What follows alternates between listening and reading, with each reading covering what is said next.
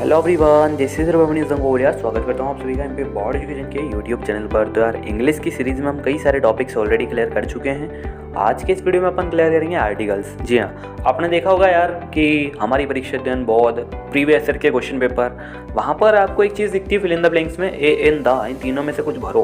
तो क्या भरना है, क्या लॉजिक है उसके पीछे का, क्या कॉन्सेप्ट है, वो आज अपन पढ़ने वाले हैं। ठीक है, ज़्यादा डिटेल्स में पढ़ने की कोई आवश्यकता अपने को नहीं है, ऊपर ऊपर पढ़ लेंगे, मज़े से समझ में आ जाएगा। एक बात की गारंटी देता हूँ कि आज आपने ये वीडियो देख लिया तो इसके बाद इस टॉपिक पर आपको कभी भी वीडियो देखने की ज़रूरत नहीं पड़ेगी। एटलीस्ट आपके एग्जाम तक तो देखना बनता ही नहीं है। ठीक, चलो सबसे पहले अपन पढ़ते हैं यूज़ ऑफ एन, कि भैया एन का प्रयोग कहाँ करेंगे।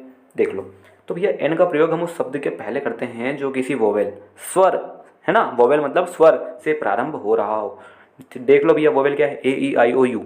ठीक है, या फिर आप इसको डायरेक्टली हिंदी में भी समझ सकते हो। जब भी मात्रा जैसी चीज़ें हों, जैसे कि अ से लेकर आहा तक, अगर ऐसे अक्षरों से प्रारंभ हो रहा है अपना कोई सा भी शब्द, तब आप क्या समझोगे कि इसके आगे मुझे एन लगाना है। अब आप बोलोगे कि यार आ ई ये तो हिंदी में लगते हैं, इंग्लिश में थोड़ी लगेंगे। तो मैंने कहा यार बोल के तो देखो एक बार। जैसे यहाँ पर ये ऑरेंज, ऑरेंज लिखा हुआ है, स्टार्टिंग में क्या बोलना पड़ता है मुझे, ओ, फिर आता है रेंज। तो सबसे पहले तो मैं ओ बोल रहा ना, ऑरेंज। तो ओ क्या है, वो भी तो हिंदी का शब्द है, और होता है ना अपना ओखली का, ठीक है, ओखल का जिसको अपन बोलते हैं। ठीक, तो इसीलिए मैं कह रहा हूँ कि भाई सब जो भी स्वर रहते हैं, जब भी अपना शब्द है किसी स्वर से अगर प्रारंभ हो रहा है तो उसके आगे आप एन लगा दो। एक्चुअली हम गलती कहाँ कर देते हैं, हम देखते हैं कि यार जहाँ पर भी ए ई आई ओ यू है तो उसके आगे हम सीधे एन लगा देंगे, और जहाँ पर भी ये चीज़ें नहीं है वहाँ पर अपन ए लगा देंगे, और बस इसी गलती के कारण अपने एग्जाम में नंबर कट जाते हैं। क्योंकि ये चीज़ें बचपन में हुआ करती थी, अब ये चीज़ें बदल चुकी है, थोड़ी बदली नहीं है, इनका अपडेटेड वर्जन आ चुका है। ठीक है ना, बचपन में अपने को डायरेक्टली सिंपल सिंपल दे देते थे वो, जो कि अगर ए आई ओ यू से स्टार्ट होने तो आप एन लगा सकते हो, बाकी से स्टार्ट होने तो आप ए लगा सकते हो। कुछ ऐसे अपने को बचपन में लगाते थे, लेकिन अब आप 12th में आ चुके हो। ठीक है, तो उसके हिसाब से देखना पड़ेगा यार। ऑरेंज, जब भी मैंने ऑरेंज बोला तो सबसे पहले मेरे मुँह से निकला ओ। ठीक, तो मैंने इसलिए इसके आगे एन लगा दिया, एन। अब मैं इंपॉर्टेंट बोलता हूँ, इंपॉर्टेंट में मेरे मुंह से सबसे पहले क्या निकलता है, ई। ई क्या है, इमली का, जी हाँ स्वर है तो आप एन लगा दो। अम्ब्रेला, अम्ब्रेला में आपके मुंह से क्या निकलेगा, अ क्या है, अभी तो स्वर ही हिंदी का, तो उसके लिए भी आप एन लगा दो। ठीक है, देखो अब यहाँ पे जाओ, M L A M P. जब भी आप एम एल ए बोलोगे तो आप सबसे पहले आपके मुंह से क्या निकलेगा, ए मेले, सबसे पहले क्या निकल रहा है, ए। ठीक है, तो ए क्या है, ए एडी का स्वर है, जी हाँ, तो आप एन लगा दो। ओके, एफ आई आर में भी सेम चीज़ ऐसी होने वाली है, ए फायर, तो यहाँ पे भी ए आ रहा है तो आप एन लगा दो। ठीक है, ए आ रहा है कहने का मतलब ये है कि जब आप एफ आई आर बोलते हो तो सबसे पहले आपके मुंह से क्या निकलता है, एफ आई आर में क्या निकल रहा है सबसे पहले मुंह से, ए फायर, लेकिन सबसे पहले आपके मुंह से निकलता है ए, है ना, ए फायर। तो ए निकल रहा है, ए एडी का होता है, जी हाँ स्वर होता है, तो आप इसलिए आप यहाँ पर भी एन लगा दोगे डायरेक्टली। ठीक, आई ए एस में देख लो आप, जब भी आप आई ए एस बोलोगे तो सबसे पहले आपके मुंह से निकलेगा आ। ठीक है, तो आ क्या है, जी हाँ स्वर है, तो आप एन लगा दीजिए इसके आगे भी। ईरे मशीन, यहाँ पर भी एन आ जाएगा। ये देखो, ये थोड़ा इंटरेस्टिंग है, I have been waiting for an hour. Actually होता क्या है, कई सारे बच्चे एच ओ यू आर, जिसको अपन घंटा बोलते हैं हिंदी में, ठीक, तो जैसे 2 घंटे 3 घंटे है ना, तो भाई साहब इसकी प्रोनाउंसिएशन थोड़ी गलत करते हैं। फॉर एग्जाम्पल जैसे यहाँ पे आवर लिखा है, लेकिन इसको बोलते हैं कई सारे लोग बच्चे हवर, हवर। तो अब इनके मुंह से क्या निकलता है सबसे पहले, हा, तो इसलिए यहाँ पे एल ए लगा देते हैं, लेकिन ये बहुत बड़ी गलती है। इसकी प्रोनाउंसिएशन आती है आवर। ठीक है, I have been waiting for an hour, तो सबसे पहले आपके मुंह से क्या निकल रहा है, आ, तो आ क्या है, जी हाँ स्वर है, तो उसके लिए आप यहाँ पे भी एन लगा दो। सेम चीज़ें यहाँ पर भी होने वाली है, दिक्कत की कोई आवश्यकता नहीं है। ठीक है, यहाँ पे देखो ये थोड़े और जोरदार हैं, यहाँ पर भी आवर आ गया है, ओनर आ गया है, ऑनरेबल पर्सन, ऑनेस्ट मैन, ये भी इसी की तरह है, कोई डिफरेंस नहीं है। ठीक है, चलो एन का प्रयोग हो गया। चलो आ जाते हैं अपन ए पर। ए का प्रयोग हम उस शब्द के पहले करते हैं जो कॉन्सोनेंट, व्यंजन से प्रारंभ होते हैं। देखो यार, मैंने कहा आ से आ तक वो अगर स्वर थे तो बाकी के जितने भी हैं वो क्या होंगे, व्यंजन होंगे।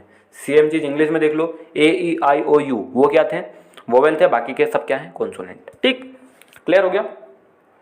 अब देखो, अब अपन पढ़ते हैं कार। क्या लिखा है ये, कार, उदाहरण देख रहे हैं अपन, कार। अब यार कार में बोलता हूँ तो सबसे पहले मेरे मुंह से क्या निकलता है, का कमल का, स्वर है क्या, नहीं है, व्यंजन है ये तो आप ये लगा दो। ठीक है, टीचर में मेरे मुंह से निकलता है ट, या फिर टी बोल सकते हो उसको डायरेक्टली आप, तो ट क्या है, ट तो यार व्यंजन है, तो मैंने ए लगा दिया। बाइक में क्या मेरे मुंह से क्या निकलेगा, ब भी व्यंजन है, तो इसलिए मैंने ए लगा दिया। देखो अब डायरेक्टली डॉग हो गया, बिल्डिंग हो गया, कंट्री, प्रोफेसर, यूनिवर्सिटी, ये सेम चीज़ यहाँ पर भी फॉलो होने वाली है। अब एक्चुअली गलती क्या करते हैं पता है कई सारे बच्चे, यूरोपियन में देख लिया यार ये तो ई से शुरू हो रहा है, और ई क्या है, ई तो वोवेल है अपने इंग्लिश में, तो हमने यहाँ पे एन लगा दिया।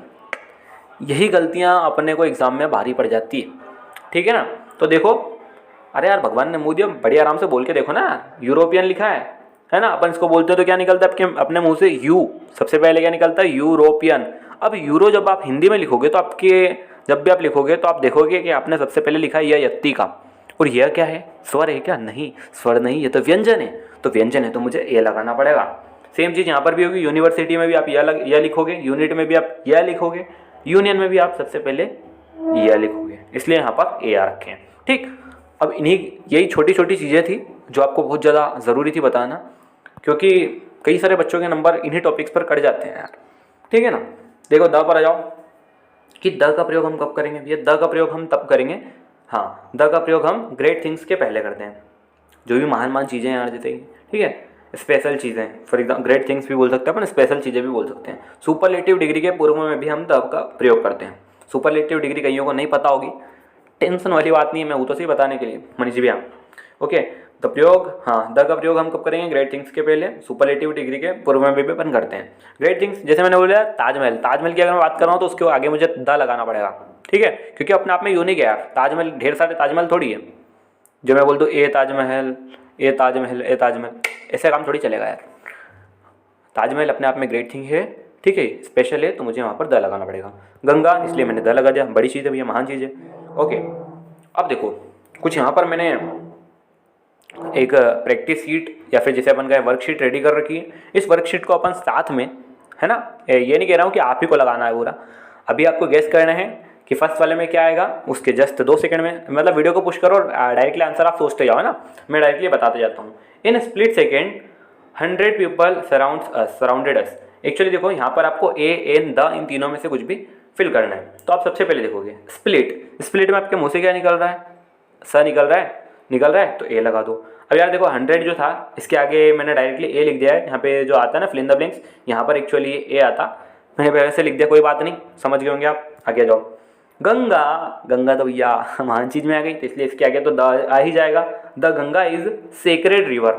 सेक्रेड, सेक्रेड जब भी आप बोलोगे तो आपके मुंह से क्या निकलेगा, स क्या है, व्यंजन है, जी हाँ, तो आप ए लगाओगे, the Ganga is a sacred river, ठीक है। मिस्टर डेविड इज यूरोपियन आया है, यूरोपियन लिख के देखो, यूरोपियन लिखोगे तो क्या निकलेगा, यह निकलेगा सबसे पहले, या तो बस ये भी व्यंजन हो गया, तो यहाँ पर भी ए आ जाएगा। Iron is useful metal, useful लिखोगे तो क्या आएगा, या आएगा, या क्या व्यंजन है, तो यहाँ पर क्या आ जाएगा आपका, ए आ जाएगा। द ट्रेन लेफ्ट आवर रेगो आ गया भाई साहब, तो एन लगा दो ना यार, क्या दिक्कत है। Ram is NCC cadet, NCC जब भी आप मुंह से बोलोगे तो सबसे पहले क्या निकलेगा, मतलब लिख के देखो, आप एक काम करो, बोलने से भी बढ़िया काम है लिखना, हिंदी, लेकिन हिंदी में लिखना, नहीं तो पता चला आप सीधे इंग्लिश में ऐसे कैसे छाप दो, हिंदी में लिखो इसको। तो क्या लिखोगे आप सबसे पहले, ए न, और स में बड़ी की मात्रा सी, और स में बड़ी की मात्रा सी। सबसे पहले आप पाओगे कि सबसे पहले आपने लिखा है ए, ठीक है, ए क्या है, स्वर है, तो आप एन लगाओगे यहाँ पर, ठीक है, ए एन वाला एन, है ना। My father gave me 1 rupee coin, 1 rupee coin. अब जब भी आप 1 को बोलोगे लिखोगे तो आप सबसे पहले क्या बोलोगे, व, है ना, व, फिर आएगा ना, तो व क्या है, वह भी तो व्यंजन है, तो इसलिए मैंने यहाँ पे लगा दिया ए, यहाँ पर भी ए ही आएगा, ठीक है। 8वां देख लो भैया, मैन इज मॉर्टल, तो इसके आगे कुछ भी नहीं आएगा, एंदा कुछ नहीं आएगा, डायरेक्टली 5 लगा सकते हो, ओके। 9th देखो, there is suitcase lying on back seat of car. हाँ, तो अपन द पढ़ रहे थे, द का यूज़ तब मैंने आपको बताया था ग्रेट थिंग्स के लिए करते हैं, सुपरलेटिव डिग्री के पहले करते हैं, इसके अलावा कब करते हैं अपन, स्पेशल केसेस में करते हैं। लेकिन स्पेशल केसेस मैंने वहाँ पे बोला, स्पेशल थिंग्स बोला, लेकिन अभी आपके किसी को भी समझ में आया नहीं होगा, क्यों नहीं आया, क्योंकि मैंने समझाया नहीं यार, नॉर्मल सी बात है। अब आप देखो, स्पेशल केस कहने का मतलब ये है, जैसे अब अगले 1 मिनट के लिए आपको मोबाइल में कुछ नहीं देखना है, सिर्फ मेरी आवाज़ को सुनना है और समझना है। एक्चुअली जैसे देख लो यार कि अगर अपनी क्लास चल रही हो, ऑफलाइन क्लास, ठीक है, ऑफलाइन क्लास अपनी चल रही है और वहाँ पर किसी एक बच्चे का नाम राज है, राज से अगर मुझे पेन चाहिए तो मैं उसे क्या बोलूँगा, Raj please give me a pen, please give me a pen. अब उस पेन के आगे मैंने क्या लगाया, ए लगाया, ठीक है। लेकिन स्पेशल केस कब बनेगा ये, जब मैं उससे कहता हूँ कि Raj please go to the principal office and bring the pen which is kept on the table. क्या बोला मैंने, bring the pen which is kept on the table, मतलब पेन के आगे भी द आ गया और टेबल के आगे भी द आ गया। ठीक है, तो जब भी मैं किसी चीज़ को हाईलाइट करके बोल रहा हूँ तो वहाँ पर भी द आएगा। ठीक है, स्पेशल केस बना के बोल रहा हूँ तो वहाँ पर भी द आएगा। सेम चीज़ यहाँ पर भी है, देयर इज, यहाँ पर द नहीं आएगा क्योंकि सूटकेस की बात हो रही है। आप डायरेक्टली बोल के देख लो, आपके मुँह से स निकलेगा, इसके लिए आप यहाँ पे लगा दो सूटकेस, देयर इज सूटकेस, है ना। Lying on the back seat, है ना, कहाँ पर लाई कर रहा है वो, बैक सीट, तो इसके लिए मैंने यहाँ पे आके द लगा दिया। स्पेशल केस बन गया ऑफ द कार, है ना, कार की बैक सीट पर, तो इसके लिए यहाँ पर भी द आ जाएगा। ठीक है, बात समझ में आ गई। जैसे मैंने आपको वहाँ पर बताया कि भैया पेन रखा हुआ है कहाँ पर, टेबल पर, तो उस पेन के लिए भी द आया, उस टेबल के लिए भी द आया। सेम चीज़ यहाँ पर भी हुई है। Okay, gold of this ring is not pure, तो आप यहाँ पर क्या लगाओगे, ए लगाओगे, एन लगाओगे, द लगाओगे। गोल्ड, भाई यार अपने आप में वैल्यू है यार गोल्ड की, द लगाओगे ना। ठीक है, भले उनने यहाँ पे बोल दिया कि भैया इस रिंग का जो सोना है वो प्योर नहीं है, लेकिन फिर भी गोल्ड तो नाम ही आ गया, तो नाम ही काफ़ी है भैया, द लिख दो यहाँ पे। ठीक, आगे जाओ। तो ये भैया एक छोटी सी वर्कशीट है, 6 प्रश्न है इसमें, इनको आपको अच्छे से कर लेना है। ओके, तो आज के इस वीडियो में यार इतना ही। आई होप आप सभी को समझ अच्छे से आ गया होगा, है ना। नहीं आया कहीं पे अगर छोटी सी भी कंफ्यूजन हो तो व्हाट्सअप नंबर आपको डिस्क्रिप्शन में मिल जाता है, आप वहाँ से मुझे डायरेक्टली व्हाट्सअप करके पूछ भी सकते हैं। ठीक है, तो यार आज के वीडियो में इतना ही, मिलते हैं अपन अगले वीडियो में, तब तक के लिए मुझे दीजिए इजाजत। जय हिंद।